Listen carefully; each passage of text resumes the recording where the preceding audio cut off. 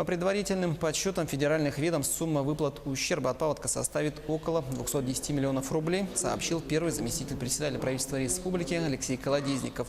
Части выплаты единой материальной помощи и финансовой помощи населению из республиканского бюджета сумма составляет 47 миллионов рублей. По тем пострадавшим, по которым сделан подсчет, средств в районы отправили. Остался Кобяйский район и город Якутск, но в некоторых районах вода еще стоит и подсчет будет продолжен.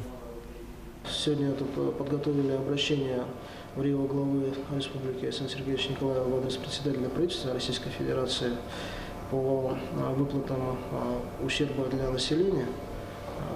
И там, конечно, суммы другие, там в пределах 210 миллионов рублей. Но мы сегодня общаемся с МЧС, там все-таки порядок выплат будет согласовываться с Минфином Российской Федерации.